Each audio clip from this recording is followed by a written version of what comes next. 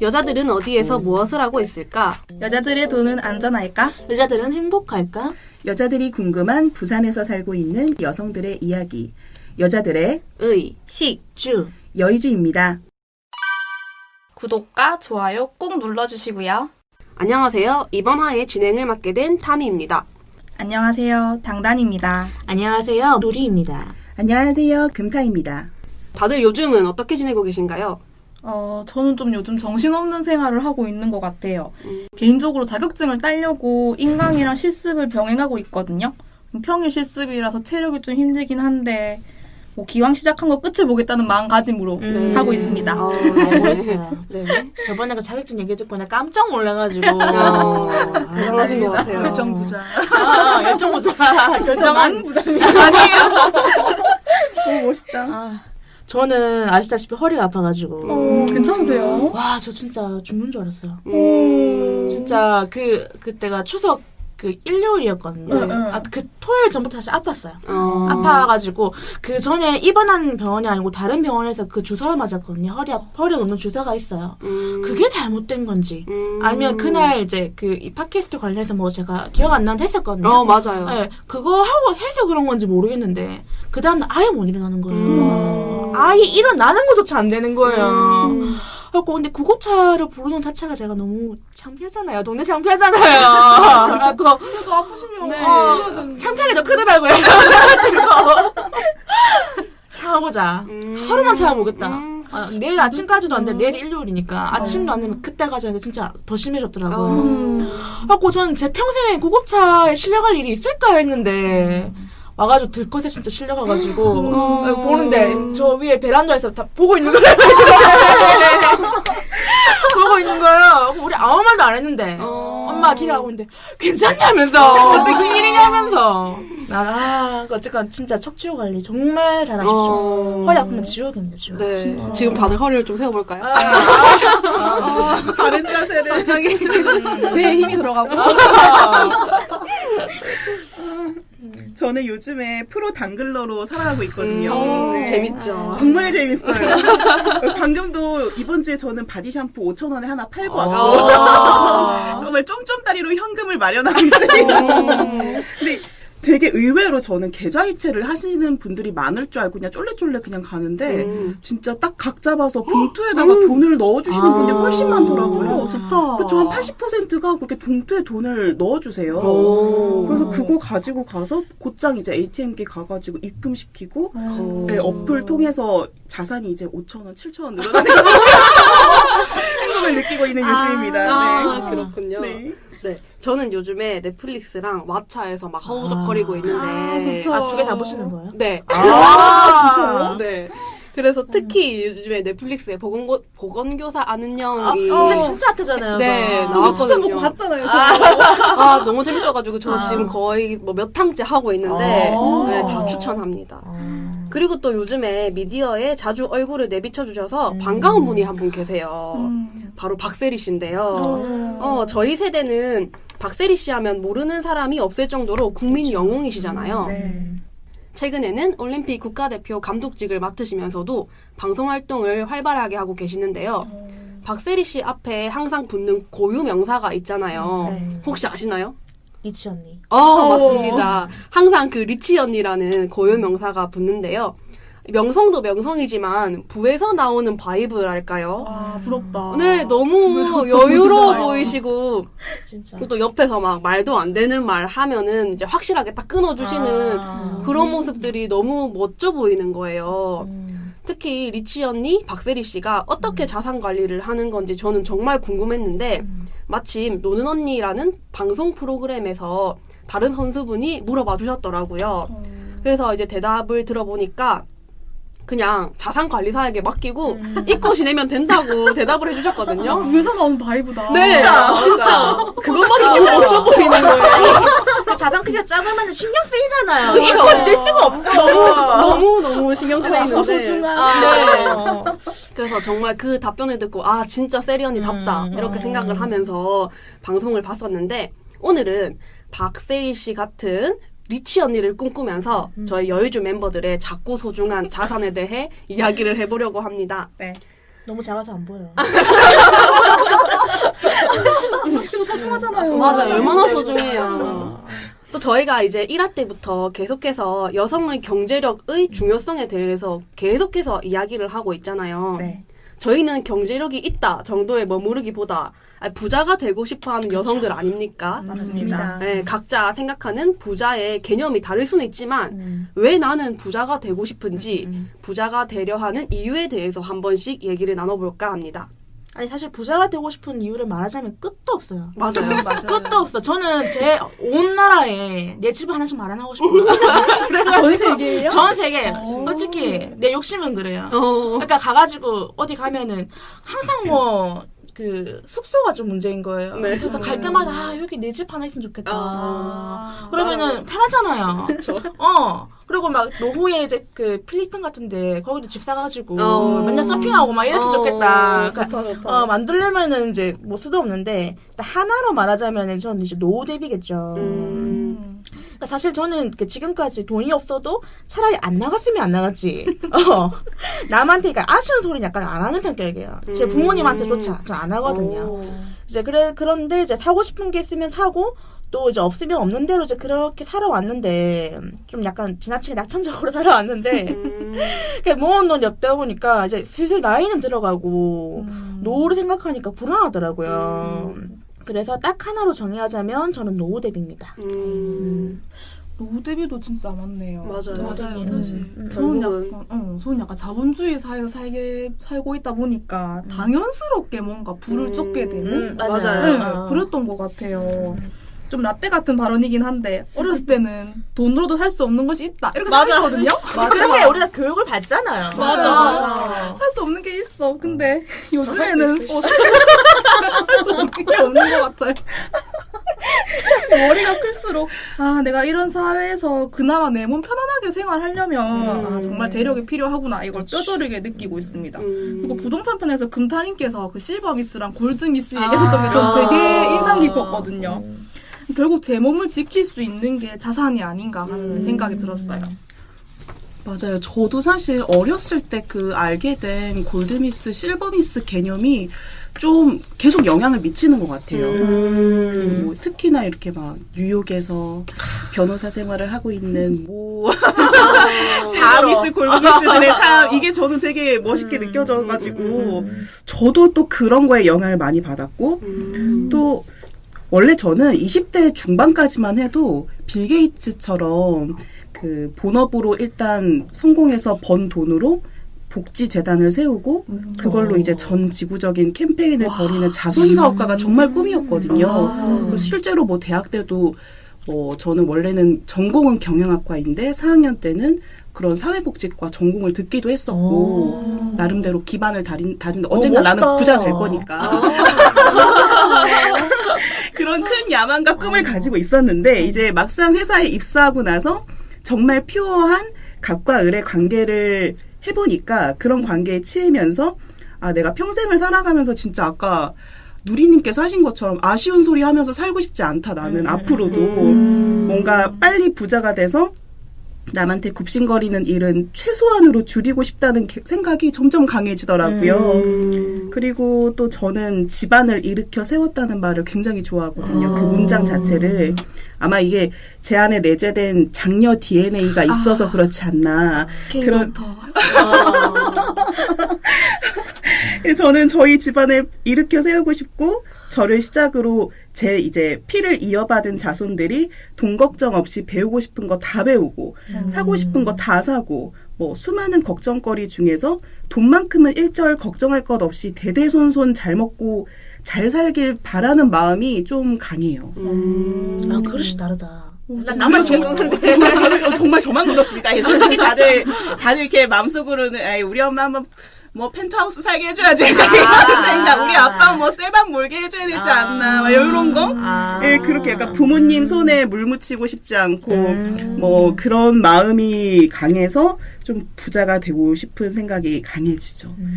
그리고 개인적으로 또 제 취향이 제 이제 취미 중에 하나가 그림 보는 건데 저는 회사에서도 정말 힘들면은 구글 아트 켜서 구글 아트 들어가면 진짜 굉장히 고퀄리티의 명화 그 자체를 볼 수가 있거든요. 공짜로. 그래서 그걸 보면서 이렇게 기분 전환을 하는데 진짜 내가 부자가 된다면 뭐 그땐 회사도 안 다니겠지만 그냥 정말 직항기 그냥 타고 그냥 1등석 타고 바로 파리 오랑주리 미술관으로 직행해서 맞다, 기억나. 네, 뭔지 아시죠? 네, 알아요. 그런 사람은 알거든요. 알아요. 주변이 다 그쵸, 둘러싸여가지고. 딱 그 이렇게 정말 내가 마치 정말 그 수련 그거를 보는 것처럼 온도도 그거에 적당히 맞춰져서 예, 운영된다고 하더라고요. 그래서 거기 가서 정말 호젓하게 작품을 감상하면서 마음에 있는 스트레스도 풀고 기분 전환도 하는 그런 여유로운 생활을 하고 싶다. 제가 부자가 되고 싶은 거는 아마 그런 이유가 좀 강하네요. 네. 그렇구나. 근데 그 금타님은 확실히 뭔가 효도의 그 DNA가 있으신가 봐요. 그 전에도 막 그 뭐 돈 모은 이유가 효도청산이었나? 아, 네, 맞아요. 효도정산. 효도정산. 이게 아니라 이번 추석에 한번 하고 왔죠. 효도정산이라고 말씀하셨는데. 맞아요. 그렇구나. 저는 사실 요즘에 막 그렇게 사는 게 재미가 없더라고요. 이게 다 코로나 때문이에요. 코로나 블루. 네. 그래서 막 돈 생각도 좀 잘 안 하게 되는 거예요. 근데 이번 회차를 준비하면서 제가 작년에 써뒀던 가계부를 한번 다시 살펴봤거든요. 거기에 제가 나는 왜 부자가 되려 하는가에 대해서 막 나름 포부 넘치게 정의해놓은 거예요. 서명도 하고 막. 좋은 아이디어인데요. 그래서 한 게 1. 나 외에 타인에게 경제적으로 의지하고 싶지 않다. 2. 돈이 곧 힘이다. 어디서나 당당한 나를 위해. 3. 더럽고 치사해서 지금 직업을 때려치고 싶을 때 언제든 빠져나갈 구멍을 만들어준다. 4. 누구나 할 수 있는데 나라고 못할까? 한 번 사는 인생 부자로 살아봐야지. 이렇게 4가지로 정리해놨더라고요. 멋있어. 와닿고 너무 멋있어요. 그래서 이거 보면서 작년에 나 멋있네? 이러면서 생각을 하고 좀 시들해진 저를 다시 붙잡는 계기가 되었습니다. 이렇게 저희 여의주 멤버들이 다양한 이유로 부자가 될 사람들인데 이 부자가 되기 위해 당연하죠. 부자가 되기 위해서는 단단한 재테크 근육을 길러야 하지 않겠습니까? 지금 금리 마이너스인 이런 암울한 시대에 각자 자산을 굴리기 위해서 어떻게 노력하고 계시는지 궁금하네요. 근데 사실 요즘 마이너스 하는데 마이너스라는 게 잘 안 와닿았던 것 같아요. 저는 애초에 저한테 은행에서 많은 돈을 준 적이 있나 그런 생각이 들어가지고 그래서 주식편에서 얘기했듯이 주식을 시작하게 됐어요. 근데 저같이 경제를 잘 모르시는 분들도 그때 같이 많이 뛰어드신 것 같아가지고 걱정이 되기는 해요. 앞으로도 계속 주식시장과 경제에 대해서 공부해야겠다는 의무감 같은 게 생겨가지고 개인적으로는 주식을 시작하게 된 거는 투자의 면에서도 그렇고 경제에 대한 측면에서도 좀 좋은 것 같거든요. 제가 원래 쇼핑 중독이었어가지고 카드를 많이 썼어요, 저는. 그렇게 안 보이는데. 그 말씀하려고 했어. 그렇게 안 보이시고. 그래서 현금이 항상 없는 거예요. 내 얘기. 나 점점 떨렸어. 지금은 내 얘기. 뜨끔했다. 쓴모로 이렇게 뭐 모르고 이게 그 사회 초년 때 만드는 게 계속 쓰면서 이게 또 할부의 늪? 맞아. 이런 거에 빠지게 되면서 이게 안 되겠는 거예요. 근데 요즘은 실물 카드를 잘라도 모바일 결제가 되잖아요. 너무 살기가 좋아져가지고. 그래서 한동안 좀 힘들었습니다. 그래도 이것도 좀 주식의 선순환인데 주식을 제가 투자하려고 하면 현금이 있어야 되잖아요. 그쵸, 그래서 현금을 만들게 되는 거예요. 맞아요. 그래서 개인적으로 현금 보유를 좀 늘리게 됐어요. 퍼센트로 한 20% 정도? 개인 용돈 외에 이제 투자 목적으로 이제 제가 사고 싶은 게 있을 때 뭔가 이제 적절할 때 들어가고 싶다 이렇게 들어가야 되니까 그 정도 보유하게 된 것 같아요. 카드 사용은 점차 줄여나가고 있는데 이제 올해 사실 노트북이나 이렇게 PT 운동을 하면서 큰 결제권을 지금 할부로 좀 끊어놔서 그거 이제 나가고 나서는 거의 뭐 끝날 것 같긴 해요. 확실히 주식 하니까 현금 보유가 필요하다는 생각이 들어서 앞으로는 현금 비중을 늘려나갈 계획이거든요. 그리고 캐시카우라고 하죠. 네. 지속적인 현금 창출 통로에 대해서 생각해봤어요.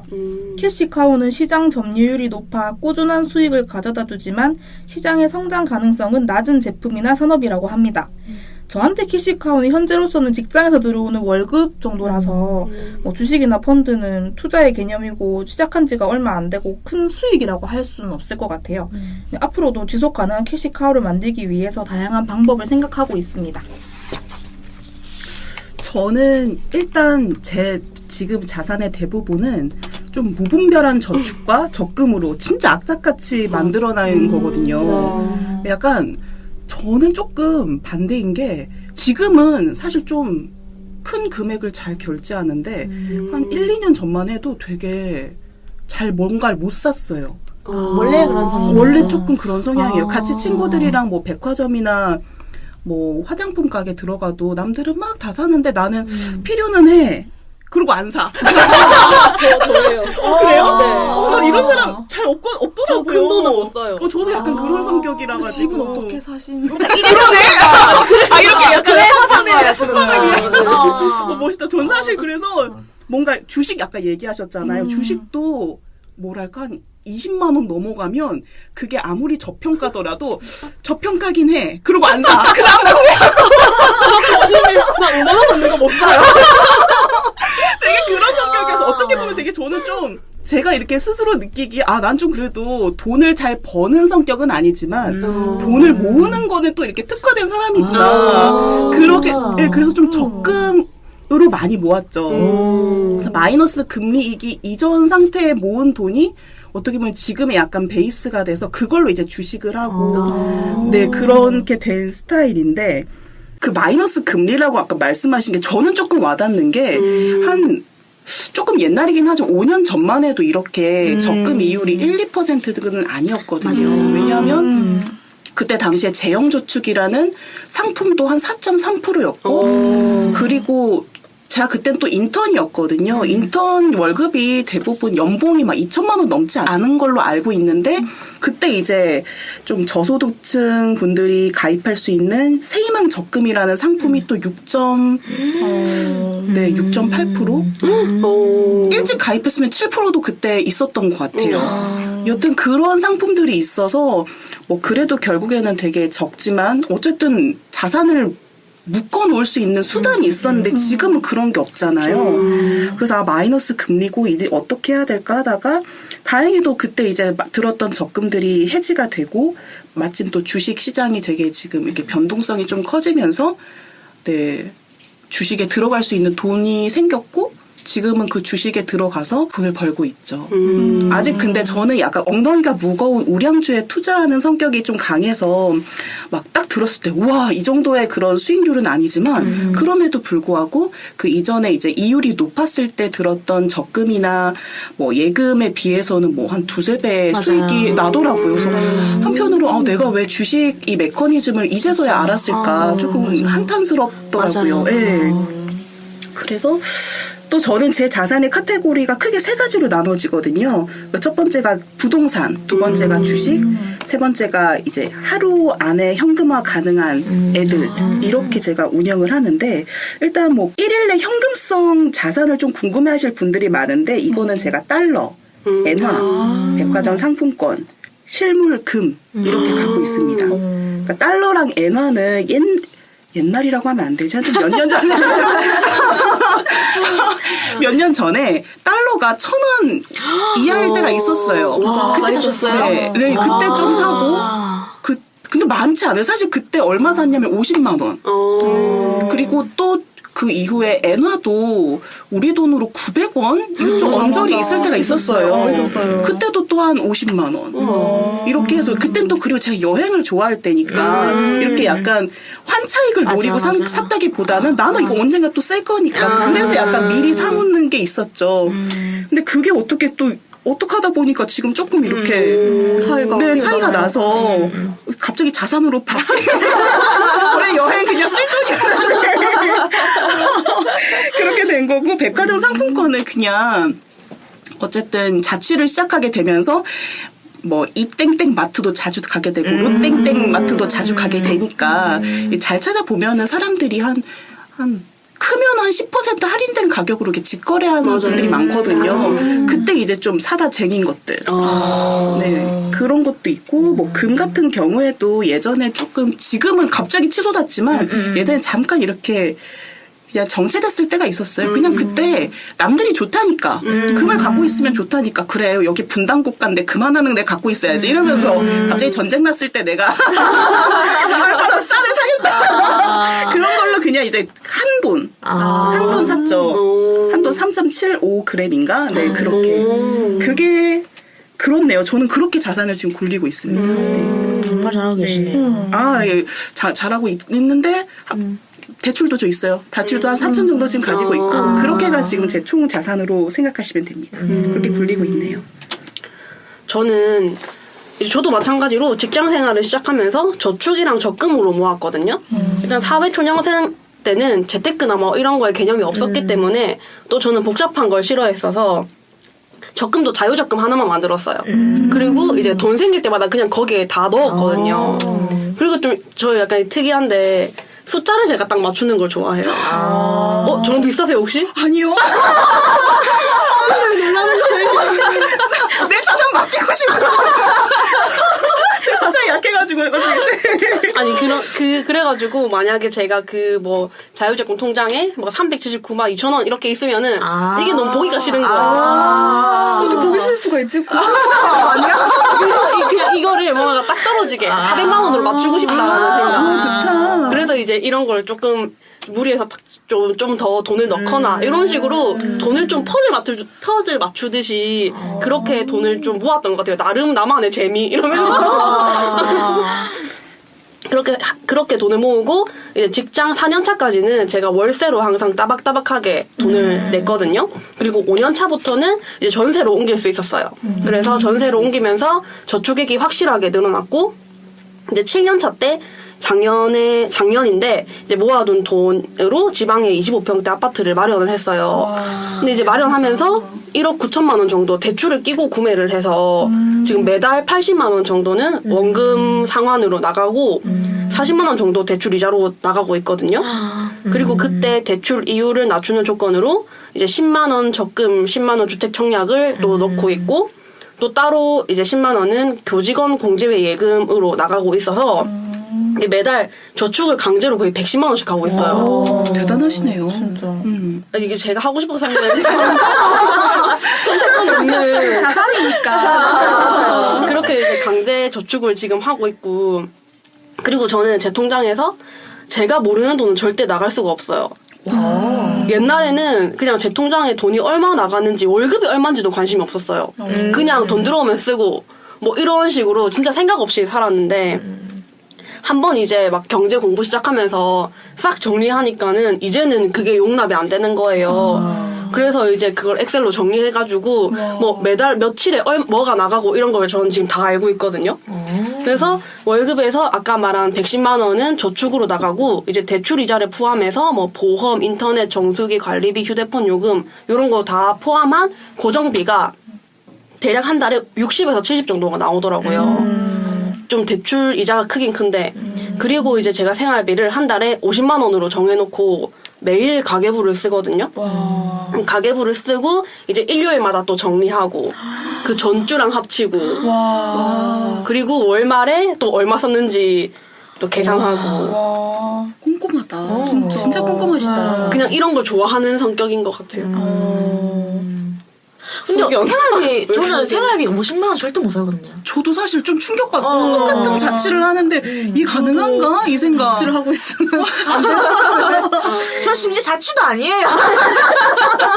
자취도 아닌데 50만 원이 안 되거든요. 대단하다. 너무 대단하시다. 고정비 빼고 그냥 50만 원이긴 한데 아무튼 그렇게 하면은 이렇게 살면은 한 달 월급이 딱 떨어져요. 그래서 이제 제가 또 작년에 집을 마련하면서 돈이 조금 부족해가지고 저는 약간 부모님한테 손 벌리는 거 되게 싫어하거든요. 근데 손 벌리면 또 이게 그쵸. 간섭 들어오니까. 그래가지고 저는 이거 집 살 때도 말도 안 하고 샀어요. 멋있는 걸? 인상 깊은 걸? 그래서 말도 안 하고 사고 이사한 날 얼마나 놀랬을까? 그쵸. 이사한 날 가족톡에 초대장 보냈거든요. 우리 집 놀러 오라고. 집들이. 그래서 다들 깜짝 놀라고. 이게 무슨 일이야? 진짜 맘대로 사는. 형이야 집이라고? 그래서 막 저도 네 무슨 일이야. 아무튼 그렇게 해서 결국 제가 돈이 좀 모자라서 이제 마통에서 800만 원 정도를 빼서 샀어요. 근데 제가 마통이 있으니까는 그걸 그냥 안 보고 살면 된다고 하는데 저는 그게 안 되는 거예요. 그래서 이거를 빨리 채우고 싶어가지고 뭐 이제 월급에서는 남는 돈이 없으니까는 명절 상여금이나 정근수당, 성과급 이런 것들 기타 이제 월급으로 들어오면은 이런 것들 좀 안 쓰고 악착같이 모아서 1년 안에 그 마통을 다 채웠어요. 그래서 이제 8월 때부터 드디어 여유 자금이 조금씩 생겨가지고 매달 월급의 일정 부분은 이제 주식에 투자를 시작하고 있어요.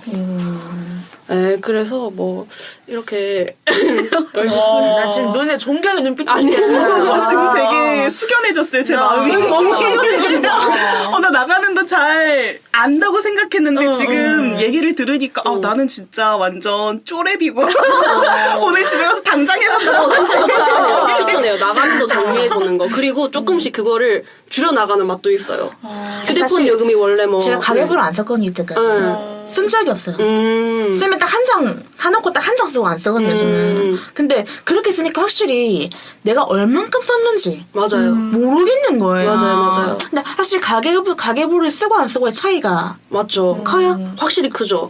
확실히 크고 저는 무조건 뭐 일주일 안에 10만 원을 넘기지 말자. 2주일이라 가지고 좀 그거를 조절하면서 쓰려고 하거든요. 그래서 만약에 넘겼다 하면은 그 다음 주에는 좀 더 적게 쓰려고 하고 약간 그런 식으로 스스로 좀 조절하려고 하는 그런 게 있어요. 근데 맞아. 근데 저는 약간 궁금한 게, 저도 약간 이런 식으로 하고 싶어서 가계부를 항상 쓰려고 노력해요. 나가는 지출 다 정리하고, 뭐 이제 항상 나가는 거 정리하고, 저도 이제 대부분은 제가 아는 선에서 나가긴 하는데, 좀 예상치 못한 지출 같은 거 있잖아요. 맞아요. 쇼핑이라든지 아니면 뭐 생필품이라든지 장을 본다든지 이런 거는 어떻게, 그렇게 해서 항상 저는 제가 쓰고 싶은 금액을 항상 넘겨가지고 저축이 그만큼이 덜 하게 되는 거잖아요.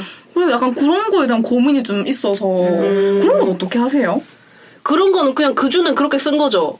그 달은 그냥 그렇게 좀 쓰고 다음 달에 좀 더 아끼자. 뭐 이런 식으로 그냥 좀 전체적으로 계산하려고 하고 그렇게 살고 있어요. 이게 참 이론적으로 맞는 말인 게 원래 이렇게 제가 뭐랄까 좀 촘촘하게 가계부를 쓰고 현금을 써버릇해야 내 뇌가 가책을 느낀다 그러거든요. 맞아요. 돈을 쓴다는 거에 대한 가책. 맞아. 그래서 줄이게 되는 효과가 맞아요. 있다고. 그걸 또 실천하고 있고 방금 또 얘기한 저도 약간 비슷해요. 저도 뭔가 이번 달은 생각보다 많이 썼네? 이러고. 근데 그 다음 달에 안 써야 되잖아요. 저는 또 그게 안 되더라고요. 맞아요. 뭔지 아시죠? 네. 저 너무 장단님 말씀 나서 그래서 방금 되게 좀 깨달은 게 진짜 약간 세부적으로도 내가 컨트롤할 수 있어야겠지만 뭐 진짜 분기별로도 내가 딱 생각해놓은 그 금액을 안 넘기도록 하는 게 좀 중요하구나 한 번 더 느끼게 되고 그리고 가계부도 저는 그냥 간단하게만 써요. 뭐지? 음료수 얼마 이렇게 안 쓰고 그냥 뭐 어느 마트에서 얼마 썼다 하면은 그냥 그 마트만 적어두고 왜냐면 너무 그렇게 세분화해서 적으면 이게 저한테 스트레스일 것 같은 거예요. 그래서 그냥 간단하게 그 하루에 얼마 썼는지만 정리하고 네, 그런 식으로. 그거 괜찮겠네. 네. 그러면 시간도 별로 그렇게 안 들고 괜찮습니다. 네, 이렇게 다들 열심히 자산 관리하고 계신데 실제로 이 방법들로 자산이 늘어났는지 궁금한데요. 사실 자산이 늘어났냐고 물어보면은 아직까지는 아닌 것 같아요. 전 투자라는 거에 있어서 좀 장기적으로 보는 것 같아서 지금 조금 마이너스라 가지고 저도요 잠깐 9월달에 타격이 좀 컸더라고요. 제가 바빠서 못 봤는데 근데 주식 같은 경우는 이제 실현이 돼야 재미도 붙으니까 이익 실현을 한 적도 있긴 해요. 근데 이제 익절을 한 적은 있는데 자산이 늘어났다 정도로는 좀 보기 힘들고 그냥 이제 커피값 정도? 그 옆방 동료한테 커피 나 오늘 이게 10,000원 벌었으니까 커피 살게 이렇게 하는 정도? 그 영된 거 아니에요? 그러세요. 이런 걸 역시 생각이 달라. 난 되게 흐뭇하게 반성하겠습니다. 저는 부동산으로 요즘에 막 몇천 원 이제 우습잖아요, 사실. 몇 억씩 벌었다는 이야기가 심심찮게 들리는데, 저는 이제 지방에 있는 아파트라 가지고 사실 집값이 작년이랑 동결하긴 해요. 그래서 조금 배가 아프긴 한데 그래도 삶의 질이 높아졌으니까 만족하자라면서 합리화하고 있고요. 또 주식은 제가 시작한 지 이제 2개월 차라 가지고 수익률을 말하기는 너무 이르고, 저는 주식을 배당주 하나랑 이제 국내 상장된 국내 ETF랑 미국 ETF들을 사서 모으고 있거든요. 그래서 어차피 길게 가져가려고 시작한 투자여가지고 1년 뒤에 이제 여의주 방송에서 수익률이 많이 올랐다 이렇게 자랑 좀 하고 싶네요. 네, 결론은 뭐 안 늘었다. 저 같은 경우에는 일단 늘어났어요. 근데 생각해 보니까 왜 늘어났나 생각해 보니까 일단 전세살이가 돈 모이는 기반을 다졌다고 생각이 들더라고요. 저는 맨 처음 이제 부산에 이사 와서 전세를 하면서 보증금 100% 다 대출 일으켰거든요. 좀 다들 걱정하고 위험하지 않나 얘기했는데 맞아요, 위험하죠. 진짜는. 근데 그게 월세보다 훨씬 저렴했어요, 정말. 거의 뭐 6만 원 정도 이자로 나갔으니까 그럼 월급에서 전세 이자 6만 원 내고 생활비 뭐 많이 쓰고 그래도 잉여 자금이 꽤 크게 남더라고요. 그래서 그걸로 이제 아까 얘기 드렸던 뭐 그 재형 저축이랑 세이망 홀씨 적금을 많이 넣을 수 있었고, 그래서 지금 주식 종잣돈도 모을 수 있었어요. 그래서 3월부터 주식을 본격적으로 시작했는데 뭐 우량주 위주 투자를 하니까 아직까지는 뭐 수익이 그렇게 대박은 아니지만 아까도 말씀드렸듯이 뭐 적금 2개 합친 이자보다 훨씬 비교도 안 돼. 네, 그렇게 많아서 그래도 아직까지는 좀 흐뭇하죠, 마음이. 그리고 아까 뭐 얘기 드렸듯이 외환도 뭐 10만 원 단위로 소액 갖고 있는데 이게 어떻게 지금은 조금 더 좋아졌고, 금도 뭐 지금 시세가 굉장히 좋아졌고, 네, 그렇게 늘어났습니다. 늘어나긴 늘어났습니다. 네. 축하드립니다. 와, 너무 부러운데요? 커피 살게요.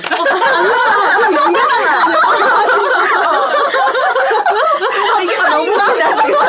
다 말리고 있어. 저는 주변에 뭐 산다고 하면 다 말리거든요.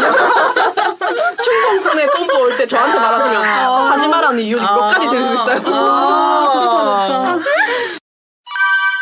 네, 아무튼 이렇게 사실 돈을 모으고 굴리는 게 정말 쉽지가 않잖아요. 이게 길고 긴 나와의 레이스니까 특히 세우 목표를 따르는데 나의 발목을 붙잡는 것들이 하나씩은 있을 것 같은데 하나만 될까? 이거 들었을 때 하나 얘기하면 다들 어떤 것들이 있나요? 나는 정말 오늘 딱 오면서 느끼는 건데 주제를 잘못 골랐다. 잘못 골랐다. 사실 이거 선택하면서도 이거 아닌데. 잠깐만, 이거 아닌데. 했는데, 일단은, 그래, 저번 내 몸 자산 때처럼, 나는 안 좋은 예시로 나오자. 내 항몸을 달라가지고, 안 좋은 예시로 나왔거든요. 그러니까 저는 진짜, 왜, 요새 그러잖아요. 욜로 하다 골로 간다고. 맞아. 제가 그걸 걱정하는 지금 인간이거든요. 그러니까 이게, 여러 가지 이유가 있는데, 사실, 저는 이렇게 하는 게 약간 보상심리가 좀 큰 것 같아요. 보상심리. 왜냐면, 저희 집이 약간 집이 가난까지는 아니었는데, 약간 좀 빡빡하긴 했고, 저도 이제 가족들 위한답시고 약간 때 한 번 안 쓰고 좀 자란 편이거든요. 그러니까 그때는 그게 당연하다고 생각했는데, 사실 그런 것들이 알게 모르게 이제 내 몸속에는 결핍으로 좀 각인됐나 봐요. 그러니까 그게 이제 돈을 아껴 쓴 게 아니라, 그러니까 실제로 돈을 적게 받은 채로 지내다 보니까, 저는 자산관리, 뭐, 저금할 수 있는 어떤 능력이라던가, 그런 게 없는 상태로 이제 쭉 자라왔던 거예요. 그리고 제가 이제 직장을 구해서도 직장의 첫 월급부터 바로 드렸어요, 엄마한테. 엄마한테 드렸어요. 그러니까 이런 게 있어요. 제가 이걸 굳이 왜 말을 하냐면, 유독 딸들이 엄마를 자기랑 동의를 하는 경향이 있어요. 엄마의 고통을 너무 이제 흡수를 해가지고. 그러니까 저도 엄마한테 그동안 고생 많으셨으니까 뭐 많은 월급은 아니더라도 이걸로 기분이라도 좀 좋게 쓰시라. 나는 이제 그 내 월급에서 용돈 조금 떼가는 거 그거 말고는 일단 내 돈이라 생각 안 하겠다. 이걸 저금을 하시든 뭐 용돈을 하시든 뭐 개를 하시든 그냥 마음대로 쓰시라고. 그렇게 해서 제가 제 첫 월급이 115만 원이었거든요.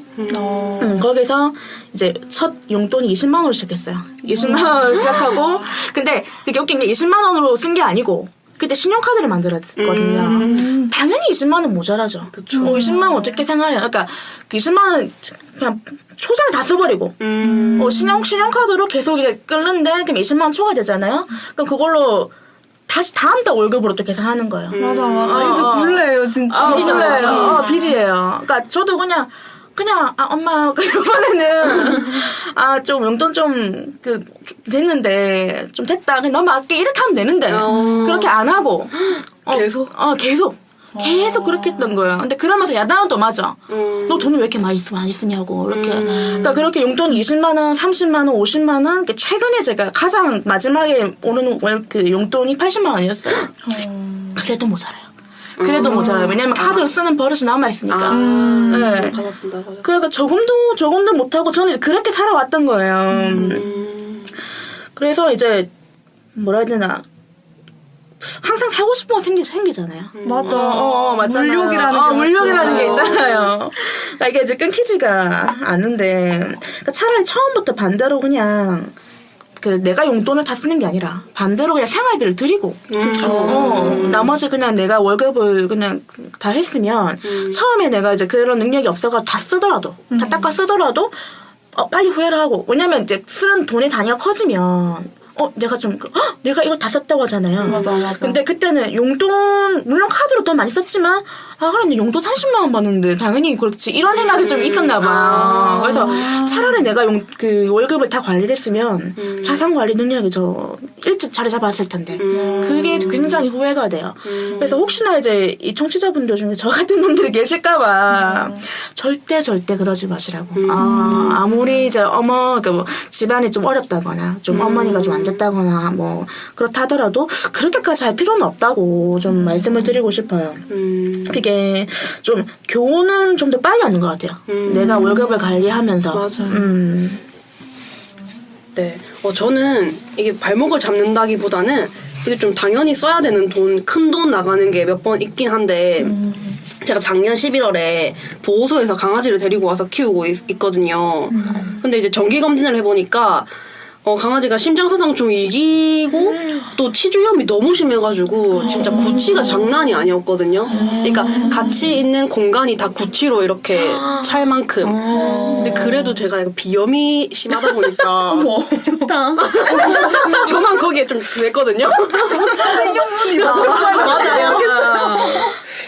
그래가지고 이제 그거 치료한다고 사실 좀 큰 돈이 나갔고 또 이제 치주염이 워낙 심하다 보니까는 스케일링 다 하고 이제 발치를 했는데 15개를 뽑았어요. 네? 강아지가요? 네. 근데 강아지 이빨 많긴 많아요. 다행이다, 그러면. 그래도 이렇게 씹을 수 있는 주요된 이빨은 놔두고 앞니는 있고 이렇게 해가지고 그렇게 해서 이제 또 돈이 크게 나가더라고요. 그래서 좀 그랬고 또 이번 겨울에는 중성화 수술도 시켜줄 예정이라서 이렇게 반려동물 케어하는데 좀 돈이 나가고 그래도 안 쓸 수 없어요, 이 돈은. 그렇죠.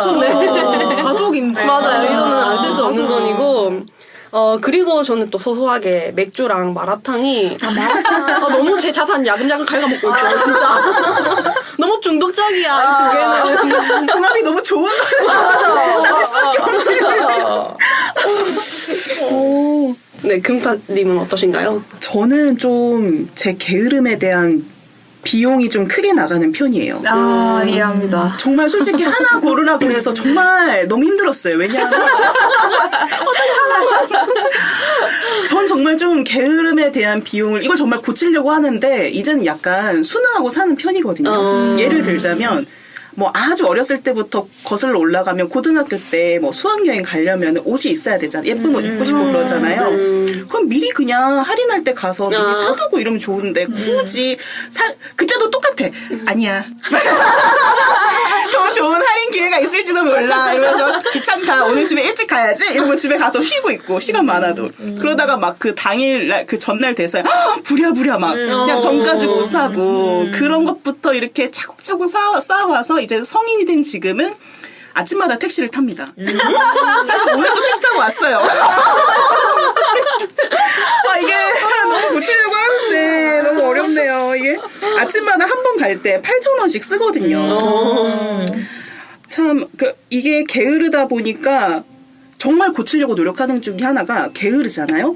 그러면은 이 게으름을 고치는 게 아니고 그래? 그럼 내가 게으르니까 돈을 써서 시간도 아끼고 수고로움이 줄어들 수 있다면 이 지출도 나쁘지 않다. 스스로 자기 합리화에 되게 제가 익숙해지더라고요. 근데 뭐 물론 저도 알죠. 이게 사치스럽다는 눈초리에서 자유롭지 못하다는 것 자체는 너무나도 주위에서 많이 들었고 잘 알고는 있는데 나름 변명을 하자면 제가 경기도에서 왔잖아요. 이 경기도 사람들은 인생의 3분의 1을 지하철에서 버릴 수밖에 없는 그런 슬픈 운명을 타고났어요. 맞아요. 그것밖에 없잖아요. 네, 왜냐면 경기도에서 뭐 강남이나 홍대 가려면은 기본적으로 1시간 반은 그냥 깔고 가거든요. 그렇게 왕복으로 3시간씩 잡아먹고 이러니까.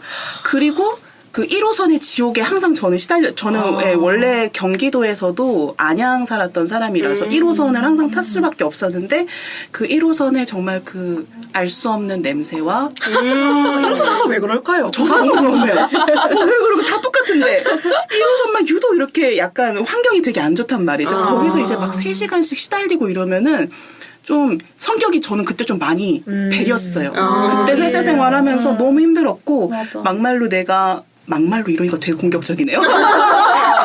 잘까요? 그래서 생각을 해보면은 내가 그 시간에 만약 카페 알바라도 하면은 나는 최저시급을 벌 수 있는 건데 회사를 다닌다는 그 이유만 내가 경기도에 산다는 이유만으로 내가 막 이 시급을 지하철에 버리면서 스트레스를 받는구나 그런 생각이 되게 많이 해서 부산에 와가지고는 이제 돈도 이제 연봉이 어쨌든 연차에 따라서 오르니까 돈도 벌었겠다. 아침에 내가 너무 그렇게 안쓰럽게 다니지 말자. 스스로 이렇게 그래서 이렇게 기빨리지 말자는 생각으로 타는데 반성하고 있죠. 반성하고 있습니다.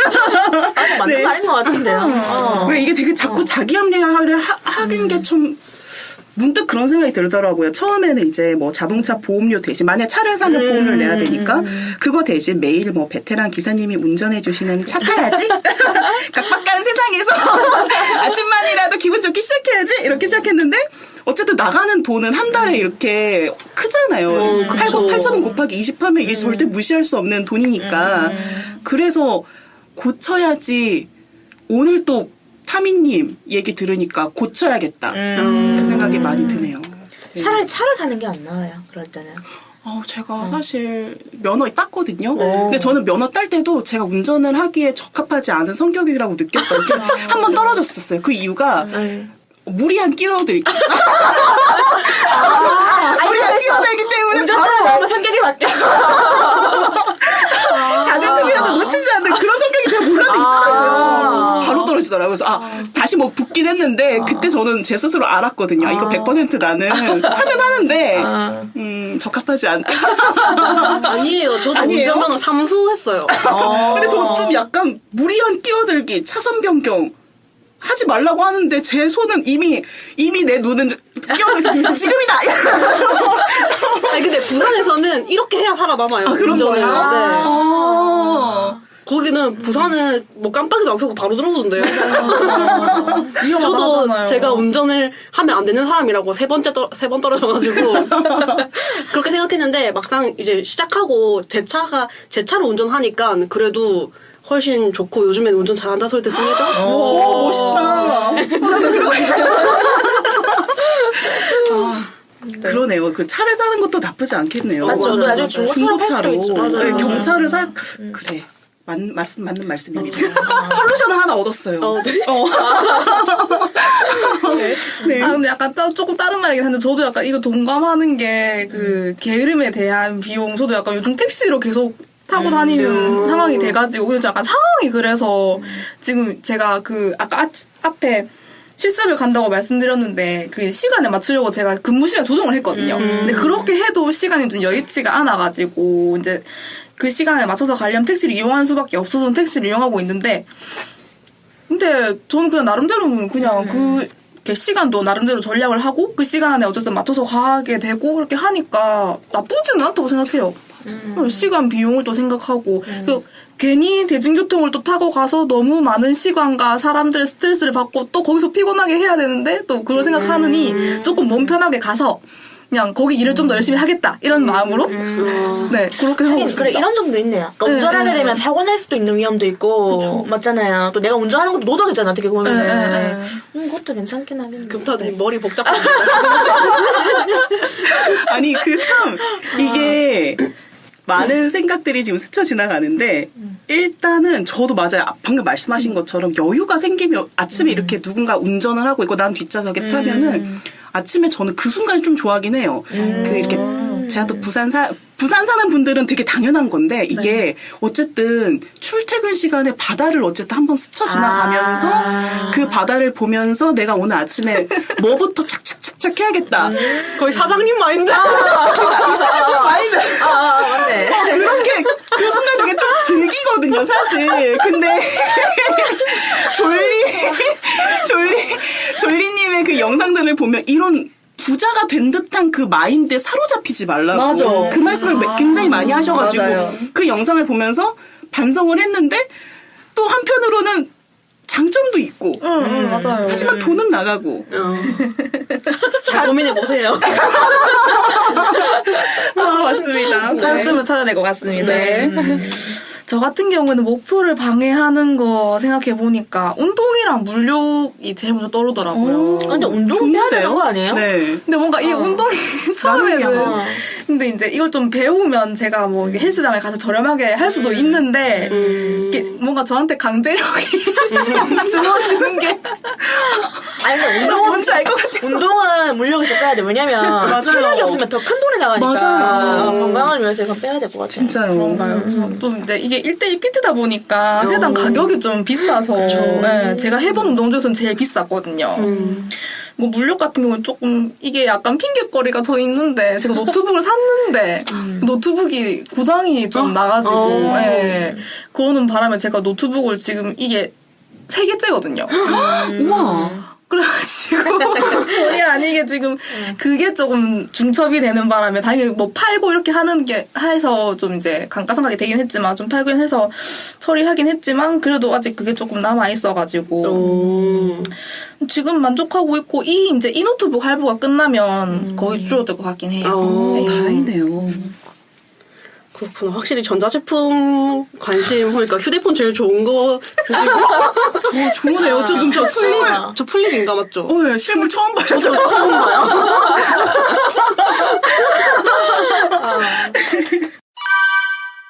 네. 이렇게 우리의 발목을 잡는 것들이 있음에도 불구하고 네. 우리는 부자의 길을 위해 열심히 가고 있는데요. 우리 여의주 멤버들은 어떤 종목을 중점으로 이제 계속해서 자산을 늘려갈 예정인가요? 미래의 자산 생각하면은 역시 주식이 대박 나야지 않을까. 주식만 믿고 간다. 아 정말 대박이 나야 되는데 그리고 역시 한국에서는 부동산이 빠질 수 없다고 생각합니다. 맞아요. 저도 주식이랑 그다음에 제 컨텐츠 생각하고 있어요. 금손. 아직은 아니야. 맞아. 아직은 좀 해야 할 게 많은데 일단 제 명의로 해보고 싶은 것들이 좀 있거든요. 그래서 그걸 좀 개발해서 좀 그걸 좀 노리고 있어요. 노리고 있고 그 다음에 주식 같은 경우는 이제 수익성 생각하면은 개별 주식이 좀 나을 것 같긴 한데 좀 안전하게는 ETF로 차익이랑 이제 배당금 같은 거 받으면서 노후 걱정 없이 좀 살고 싶습니다. 저는 이제 지금 회사를 만약 그만뒀을 때 월급이 안 나올 때 내가 어떻게 생활비 지출을 막을 것인가 그거에 대한 두려움이 항상 저는 좀 있거든요. 일어나지 않은 일임에도 불구하고 맞아. 그게 있어서 그럼 나한테 계속 매월 돈을 줄 수 있는 게 뭔가 생각을 해보니까 일단 첫 번째가 분기별로 한 300만 원씩 나올 수 있는 배당주 투자. 그리고 두 번째가 월세가 잘 나오는 입지 좋은 상가. 이렇게 확보를 하려고 계속 공부하고 알아보는 중입니다. 네. 저도 한국에서 계속 살 거라면 결국은 부동산이랑 주식이지 않을까 싶고요. 또 내가 자는 동안에 나에게 돈을 가져다 주는 구조를 만드는 것도 중요한 것 같아요. 누리님 말씀하신 컨텐츠 부분도 동의하고 또 장단님께서 얘기하신 캐시카우에 대한 것도 중요한 것 같아요. 저는 캐시카우는 사실 연금밖에 몰랐거든요. 연금만 믿고 사는 인생인데 사실 이제 콘텐츠를 개발해서 좀 적어도 좋아하는 걸 하면서 저 그런 걸 얻고 싶어요. 요즘에 유튜버 같은 거 보면 예전에는 상상도 못했던 맞아요. 직업이잖아요. 그러니까 이게 좀 나만의 콘텐츠 개발이 결국은 나중에 좀 나의 무기가 될 수 있지 않을까 생각합니다. 저는 아까도 말씀드렸다시피 전 정말 그래서 게으르고 슬프게 또 멀티태스킹이 잘 안 되는 성격이에요. 제가 그렇거든요. 하나밖에 안 돼. 하나밖에 안 돼요. 네. 그거 약간 저는 그래서 좀 덕질을 잘해요. 나 이렇게 주의를 신경 안 쓰고 이거 하나 좋으면 그것만 계속 신경 쓰고 그걸 좀 잘하거든요. 장점이라면 장점이죠. 왜냐면 주식 같은 거 제일 열심히 하시거든요. 맞아. 제일 많이 하시고 하니까. 좀 그런 게 있어서 예, 좀 맞아요. 주식할 때도 한창 이렇게 아시죠? 확 빠졌을 때는 친구들 카톡도 잘 안 보고 연락도 좀 잘 안 받고 그냥 그 시간에 딴 거 이렇게 공부하는 게 저는 더 재밌더라고요. 그 몰입하는 시간을 좋아해서 어쨌든 확실한 건 멀티태스킹이 안 된다. 그래서 회사 생활도 그런 조금 아닌 것 같고 왜냐면 회사는 협업할 일이 많으니까 그리고 전 또 엉덩이 힘이 없고 게으름 플러스 지루한 걸 싫어하니까 뭔가 전문직에 도전해서 정말 긴 시간을 투자해서 얻어내는 또 직업에는 또 무리지 않나 자평을 하게 되더라고요. 대신에 아까도 말씀드렸듯이 일단 덕질의 강점이 있고 일단 저는 자료가 주어지면 뭐 공통점이라던가 차이점 그 간극을 분석하는 걸 되게 좋아하거든요. 네, 그래서 투자업에 종사하고 싶다. 투자업이 내 미래, 그러니까 인생에 있어서 나의 스타가 될 수 있지 않을까. 나를 먹여 살릴 그런 현금 창출원이 되지 않을까 해서 좀 그렇게 집중해서 많이 이렇게 유튜브도 찾아보고 책도 읽고 그러는 중이에요. 아, 잘하실 것 같아요. 정말. 노력하겠습니다. 화이팅! 맞죠. 미래 캐시카우를 생각하면 좀 답답하긴 해요. 저도 맞아요. 지금 직장이 크게 안정적인 편이 아니어가지고 방안을 마련해야 되거든요. 내년이 불확실하고 내후년이 불확실해서 그래서 자격증도 준비하고 뭐 나름 사이드 프로젝트도 하고 있는데 이게 직접적인 수익으로 아직까지는 안 돼서 저도 좀 고민이에요. 그리고 제가 미래의 캐시카우에 대해서 검색해보다가 캐시카우를 활용하는 패턴에 대한 좋은 글을 봐서 하나 공유하려고 합니다. 현재 구축해둔 플랫폼에서 만족하지 않고 추가적으로 자산을 불릴 수 있는 방법을 찾는 노력이라고 해도 좋을 것 같아요. 1. 잘 되는 서비스를 전문화해서 외부 수요를 받기. 2. 잘 되는 컨텐츠를 확산하기. 3. 유사상품, 보완제를 구성하기. 4. 갖고 있는 자원을 재정의하여 활용하기. 5. 비수익 자산을 폐기나 매각하기. 6. 높은 트래픽을 통한 광고 활용으로 수익 확보하기. 7. 정보의 비대칭을 통한 브로커 역할하기. 8. 발생된 데이터를 판매하기. 9. 원가 절감하기. 이게 기업의 얘기처럼 들릴 수 있는데 저는 이제 개인적으로 컨텐츠나 생각하고 그렇죠. 계시고 다른 걸 길을 생각하고 계시니까 좀 어떤 뭐 방법이 될 수 있지 않을까 생각해서 소개해 봅니다. 이런 경쟁적인 사회에서는 특히 자신에 대한 발전 항상 잊지 말아야 할 것 같거든요. 네, 다양한 패턴 통해서 미래의 캐시카우 확보할 수 있는 방법을 좀 생각해 보려고 합니다. 네, 장단님 좋은 정보 소개해 주셔서 너무 감사하고요. 뭐 캐시카우 하니까 저도 좀 생각나는데 제가 1화 때 제가 유튜브를 시작했다고 했잖아요. 네, 그 지금 저 905명. 언제 그렇게 커졌어? 구독자 905명이라서 아마 10월달 안에는 수익 창출 신청할 수 있지 않을까. 멋있다. 와, 너무. 저 이거 진짜 수익 창출, 너무 멋있어요. 그래요? 네. 아, 이런 게 있다. 그러니까 모르는 사람이 막 100억 벌었다는 얘기보다 얼굴을 아는 사람이 옆에 있는 사람 이런 거 보면 되게 크게 와닿아요. 구독자 1000명 이런 거 진짜 많았잖아요. 저 가끔 놀러 가거든요. 아, 제 채널에요? 그러니까 그냥 이렇게 막 뭐 올리셨을까? 되게 꾸준하게 이렇게 뭐라 그러지? 그 단어 이렇게 네네. 맞춤법? 맞춤법이랑 맞죠? 네, 퀴즈. 그게 되게 재밌고 너무 잘하시고 계셔가지고 거의 매일매일 하시지 않아요? 네, 매일 그냥 그냥 월화수목금은 무조건 하나씩 올려요. 와. 그래서 멋있다. 네. 진짜. 또 아무튼 그렇습니다. 왜 갑자기 겸손해지셨어요? 아까 900명 얘기하셨잖아요. 그거 어디 가셨어?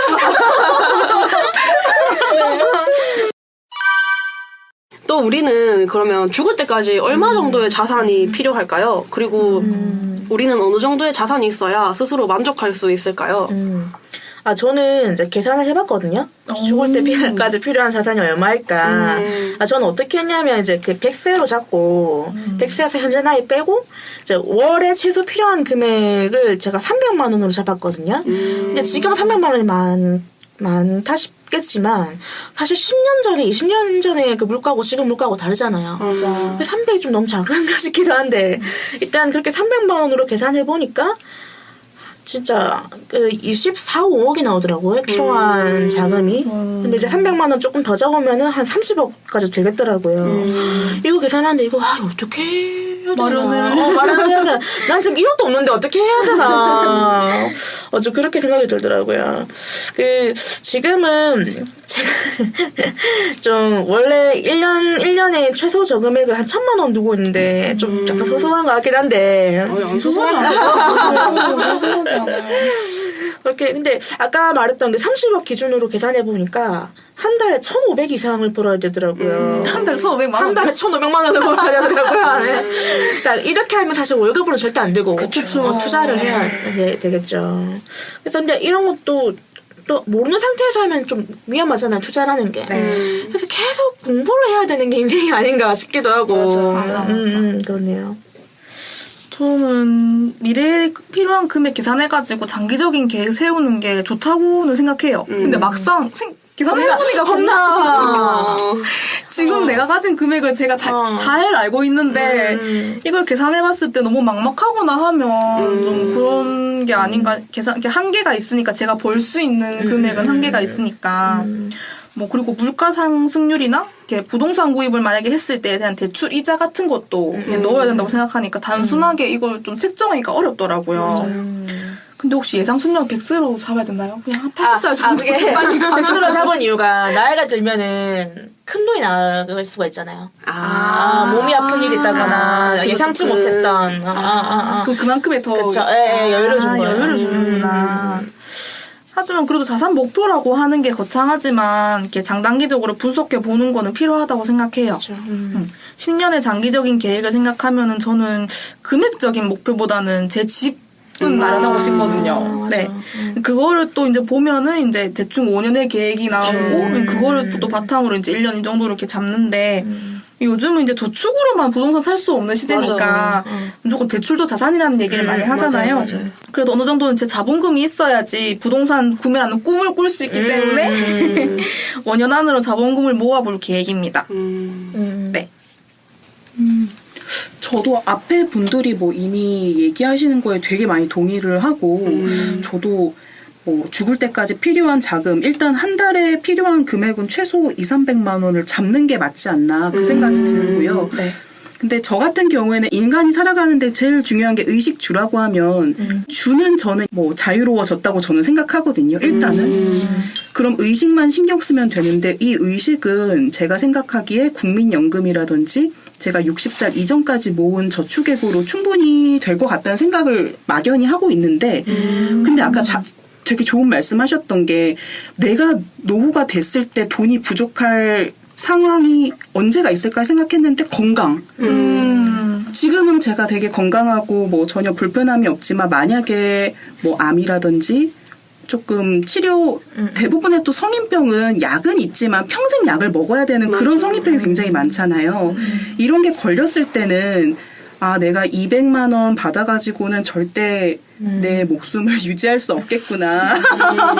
이 생각이 들어서 뭐 잘 얼마나 필요할진 모르겠지만 죽을 때까지 필요한 돈은 뭐 50살 이전까지는 10억이 필요하지 않을까. 나의 건강을 지키기 위해서. 정말 100세 시대를 내가 누리기 위해서. 네. 그런 생각이 들더라고요. 매년 최소 1,000만 원의 잉여 자금 창출을 목표로 뭐 아끼고 돈 관리하고 있고요.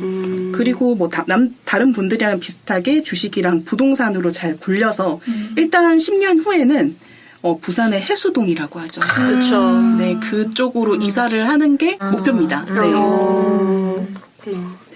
저는 내가 어느 정도 자산이 있어야 만족할 수 있을까? 그리고 내가 만족하는 정도가 있긴 할까? 맞아, 맞아. 이거 정말 좀 고민을 많이 했어요. 이 고민하면서 좀 울적했거든요. 그래서 지금도 사실은 조금 진행 중이긴 한데, 그래서 이거를 저도 지인들한테 많이 물어봤어요. 얼마 있어야 만족할 것 같냐고. 근데 대부분이 그렇게 뚜렷한 목표를 안 가지고 있더라고요. 근데 답변을 제가 세 분한테 들었거든요. 한 분은 재테크 책 모임장이셨는데 그분은 이제 20억 말씀하시더라고요. 그리고 또 다른 직장 동료분은 이제 30억 말씀하시고 또 한 분은 구체적인 액수는 말해주지 않고 이제 남성이셨는데 이제 자기 부인이 마켓컬리에서 너무 물건을 많이 산다는 거죠. 그래서 그걸 옆에서 보면서 속으로 그만 좀 사지라는 생각이 들었다는 거예요. 근데 이거를 말은 못하지만 속으로 생각을 하는데 이 속으로 생각하는 이런 생각을 하는 스스로가 싫었대요. 그래서 자기가 뭐 든든한 자산이 있으면 이런 생각을 안 하지 않을까 이렇게 하는데 그거 약간 의문? 과연 든든한 자산이 있다고 한들 그렇게 생각 안 할까? 왜냐면 있는 사람이 더 한다는 말도 있으니까. 맞아. 그러니까 막 이런 생각들이 드니까는 이게 정도를 못 잡겠는 거예요. 그래서 제가 막 이렇게 남들 목표에 관심을 막 많이 가졌던 것도 제가 스스로 기준을 잡는 게 너무 어려워가지고 좀 고민을 많이 했는데 좀 이번 회차를 준비하면서 제가 자산 로드맵도 막 짜보고 머리를 굴려봤는데 일단 지금 단기 목표는 5년 안에 지금 있는 자산에서 한 1억 정도를 더 모아볼까 모아보고 싶다. 이게 예정이고요. 그리고 50살 전에 20억까지 불리고 싶어요. 근데 방법은 생각 안 했어요. 유튜브로는 안 될 것 같아요. 그래서 아무튼 그냥 불리고 싶고 그래서 이제는 근로자가 아니라 50살 때는 좀 자본가로 살고 싶다는 생각이 많이 들어요. 그리고 뭐 주식 투자해서 월에 몇백씩 배당 받고 건물주로 세입자들한테도 몇백씩 막 월세 받고 이러면은 너무 만족스러운 삶이 되지 않을까. 생각만 해도 너무 좋네요. 저는 되게 순수하게 내가 어느 정도의 자산이 있어야 만족을 할까. 저도 이번 기회에 되게 조금 생각을 했는데 저는 좀 정말 이거는 미리 말씀드릴게요. 저는 이거는 그냥 꿈입니다. 그쵸. 네. 이거 얘기하려고 모인 거예요. 목표가 이거였구나. 한번 생각해보자. 저는 제가 일단 사고 싶은 것들을 다 소유해 보는 게 그게 곧 내가 원하는 자산의 크기가 아닌가 그런 생각이 들어서 제가 나열을 한번 해볼게요. 네. 유튜브를 보다 보니까 너무나도 마음에 드는 아파트가 있더라고요. 그런 거 있잖아요. 집 보여주는 거 있잖아요. 저 요즘에 그거에 너무 꽂혀가지고 요즘에 제가 제일 좋아하는 컨텐츠 중에 하나가 그 미국 말리부에 있는 100억대 그 자산가의 집들을 구경시켜주는 게 있어요. 그런 거 이렇게 보면서 100억대 집 그 막 댓글에 어떻게 얘기가 돼 있냐면 이 정도면 100억 싼데 막 인정이지 막 그 서울에 그 덕수궁 디팰리스라는 집이 있어요. 이 집이 40평형대가 한 채 20억 하고 저는 포르쉐 파나메라 차를 꼭 소유하고 싶은데 이게 1억 7천이고 그리고 아까도 말씀드렸듯이 저는 모네 수련을 너무 좋아하니까 그걸 가지고 싶다고요? 네, 한 점이 너무 갖고 싶어요. 얼마예요? 900억이래요. 질문 아무것도 아니군요. 근데 이게 웃기죠? 아니, 저도 되게 웃긴데, 내가 갖고 싶은 게 저도 찾아보니까 900억? 그것도 아니고. 그리고 순금파. 네. 순금파도 그냥 왜 드라마 같은데 보면은, 드라마도 아니죠. 뉴스 같은데 보면은, 뭐 세금 안 낸 고액 자산가입집을 갔더니 맞아. 순금바가 막 10개 막 20개 나오는 거. 맞아. 저는 그게 솔직히 보면서도 그냥 뭐 순금바구나 이랬는데 찾아보니까 순금바 한 개에 거의 8억. 이거 아세요? 하나예요? 하나예요. 이게 약간 그 크기가 대충 핸드폰만 하잖아요. 8억이요. 1kg. 저도 몰랐는데 갖고 싶어지더라고요. 네. 그래서 대충 내가 원하는 자산이 1,000억이 나오더라고요. 왜 이렇게 웃기죠? 너무 좋다. 아니, 우리 할 수 있을 거예요. 저는 아까 너무 웃긴 게 아까 말씀 안 쓰고 안 입고 이런 조그만한 삶을 살고 있는데 내가 원하는 자산이 1,000억이라는 게 저도 믿기지가 않지만 네 제가 만족할 수 있는 게 1,000억 여기서 좀 간극이 생기는 거예요. 나는 지금도 만족하는데 내가 원하는 걸 다 살려면 1,000억이 필요하다는 거에서 인생은 무엇인가 이걸 좀 상철하는 계기가 됐고요. 네 그렇네요. 근데 원래 목표는 크게 잡아야 된대요. 맞아. 크게 잡아야 다 못 이루더라도 커지니까. 맞아요. 저는 청취자분들께서도 어떻게 자산을 생각하고 계신지 너무 궁금해서 혹시 듣고 계신 분들 계시다면 댓글 한번 남겨주시는 거 나쁘지 않을 것 같아요. 전 다른 분들의 이렇게 미래 자산, 자기가 원하는 그 자산의 규모 너무 궁금하거든요. 맞아요. 네. 맞아. 저도 약간 금방 들으면서 생각한 건데 약간 이러면 좋을 것 같아요. 골드바를 깔고 누워 자는 삶. 돌침대 대신 침대 대신 딱딱한 필요 없고 골드바를 깔고 누워 잘 수 있는. 그리고 제가 얼마 전에 그 유키즈 온 더 블록 그 프로그램을 그 봤는데 할머니 78? 네, 아니요 760억. 760억. 카이스트 기부하신 분. 네, 저 카이스트. 그분 제 롤모델 됐어요. 네, 녹음을 사연을 봤거든요. 그렇게 보고 나니까 진짜 그래 사회 환원을 하려면 진짜 저 정도의 통 크기는 정도 할 수 있는 저도 그러니까 그런 자산가가 되어서 저 정도의 기부를 할 수 있는 자산가가 되고 싶다 이런 생각을 했었거든요. 맞아. 너무 멋있더라고요. 맞아요. 정말 멋있었어요. 맞아. 옆에 유재석 씨가 있었는데 보고 맞아. 그 개그맨이 뭐 얼마나 벌겠어? 얼마나 벌겠어? 그냥 빈 먹으러 와라. 밥 줄게. 너무 멋진 거. 너무 멋진 거예요. 네, 맞습니다. 네, 그래서 너무 좋았습니다. 네, 오늘 이렇게 여의주 멤버들이랑 내 자산은 내가 지킨다라는 주제로 얘기를 나눠봤는데요.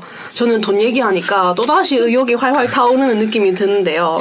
최근에 약간 코로나 때문에 우울해서 탈덕을 할 뻔했는데 다시 돈 덕질 열심히 해야겠다는 생각이 듭니다. 다들 어떠셨나요? 저는 너무 의미 깊었어요. 왜냐하면 저는 저만 제 자산만 관리하니까 제 스타일만 생각하게 되고 그런데 다른 분들께서 이제 돈을 모으고 돈에 대한 관점을 여러 방면으로 들으니까 좀 색다르게 생각하게 됐어요. 돈을 모으는 거에 대한 가치관도 조금 재정립해야겠다는 생각이 들고 무엇보다도 내가 원하는 자산이 무엇인가. 당장 1년 내가 저축할 수 있는 금액만 그동안 되게 집중해서 생각했는데 인생을 정말 장기적으로 봤을 때 내가 왜 부자가 되고 싶고 내가 왜 그 돈을 모아야 되는지에 대한 스스로의 답을 찾아갈 수 있는 계기가 돼서 저는 그게 좀 의미가 깊었습니다. 저한테 좀 당위성을 부여하게 되는 시간이었어요. 네. 고민도 같이 가져가시는 거 아니에요? 맞아요. 역시. 차를 살 것인가. 요거는 제가 뭐 1년 내로 차를 샀는지 안 샀는지 다들 지켜봐 주세요. 저도 자산이라고 하면 친구들이나 다른 사람들에게 직접적으로 얘기해보는 시간이 없었거든요. 근데 이렇게 여유주에서 툭 터놓고 얘기하니까 저의 단점도 얘기하고 되게 너무 좋았던 것 같아요. 저 자신의 개인적인 자산 목표에 대해서도 생각해보게 됐고 좀 더 구체적으로 제 자산에 대한 장기적인 계획을 세우게 된 게 정말 좋았습니다. 사실 살면서 제일 많이 필요한 건 역시 돈이잖아요. 돈이죠. 떠나서는 살 수가 없는데 이렇게 직접적으로 이야기 나누는 게 좀 터부시 됐던 것 같아요. 앞으로는 여성분들의 더 많은 자산에 대한 이야기와 장기적인 투자에 대한 이야기를 더 많이 들을 수 있었으면 좋겠습니다. 네. 돈 얘기 이렇게 솔직하게 하는 건 전 진짜 좋은 것 같아요. 터부시 할 필요가 없는 게, 뭐 돈으로 뭐 모든 걸 살 수 없다고 이렇게 말을 하지만, 그렇지만 나를 행복하게 하는 건 다 돈으로 사야 되는 건데, 맞아. 돈은 필수 불가능한 거죠. 뭐 이런 얘기를 이제 안 하게 되면, 이게 생각의 정체가 되잖아요. 되게 안일하게, 그냥 그런가 보다 이러니 이렇게 생각하게 되는데 근데 그러다 보면은 나는 그대로인데 갑자기 어느 누가 뭐 집을 샀는데 그게 몇 억이 올랐다거나 뭐 주식으로 대박이 났다거나 이런 막 뒤통수 맞듯이 막 소식이 들려오고 하거든요. 맞아 그러면 되게 좀 현타와요. 나는 아무것도 안 했는데 그러니까 돈이 곧 생활이죠. 그렇죠. 우리가 먹고 입고 자는 그 식주 모든 것에 돈이 들어가는데 터부시하지 말고 좀 탁 터놓고 얘기를 했으면 좋겠어요. 이게 노출도가 많아지면 지금 우리가 오늘 했던 것처럼 관심도도 올라가고 그러면 자연스럽게 아는 게 많아질 거라고 생각을 합니다. 그래서 우리 여자 모두 우리 모두 금융 문맹에서 탈출해서 모두 다 잘 살았으면 좋겠습니다. 네, 좋은 말씀 다들 감사합니다. 오늘 이렇게 자산에 대해서 이야기를 나누어 봤는데요. 꿈을 크게 가져라. 그러면 깨져도 그 조각이 크다라는 말이 있잖아요. 네. 누가 보면 정말 이상적이고 또 비현실적이라 할지라도 우리는 자산 목표를 높게 잡고 그 깨진 조각마저 클 테니까 다들 이 외롭고 긴 싸움이 되겠지만 지치지 말고 꾸준히 나아가서 꼭 다들 리치 언니가 되었으면 좋겠습니다. 여의주도 항상 함께 하겠습니다. 오늘 이야기가 재미있으셨다면 댓글 부탁드려요. 다음 화에서는 재미있는 에피소드가 준비되어 있으니 기대해주세요. 더 나누고 싶으신 주제, 사연이 있으시다면 인스타그램 드래곤볼 051과 드래곤볼 051 네이버닷컴으로 언제든지 연락주세요. 저희 이야기는 팟빵, 팟캐스트, 네이버 오디오 클립, 유튜브로도 들으실 수 있습니다. 구독과 좋아요, 그리고 알림 설정 꼭 부탁드려요.